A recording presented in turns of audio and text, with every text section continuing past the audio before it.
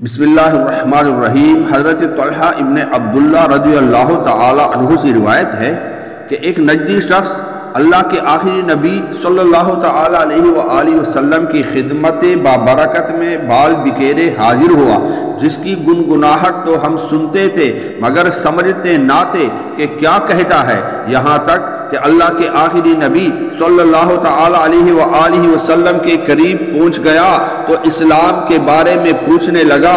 سرکار دو عالم صلی اللہ تعالی علیہ وآلہ وسلم نے فرمایا، دن رات میں 5 نمازیں ہیں۔ بولا، ان کے سوا میرے ذمہ اور نماز بھی ہے؟ فرمایا نہیں، ہاں چاہو تو نفل پڑھو۔ اللہ کے آخری نبی صلی اللہ تعالی علیہ وآلہ وسلم نے فرمایا، ماہ رمضان کے روزے۔ بولا، کیا مجھ پر اس کے سوا اور بھی ہیں؟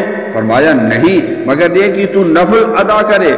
فرمایا، اس سے اللہ کے آخری نبی صلی اللہ تعالی علیہ وآلہ وسلم نے زکوٰۃ کا۔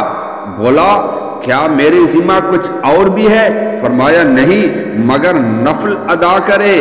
حضرت طلحہ رضی اللہ تعالی عنہ نے فرمایا کہ اس نے پیٹ پھیر لی، یہ کہتا جاتا تھا کہ میں اس سے نہ زیادہ کروں گا اور نہ کم کروں گا۔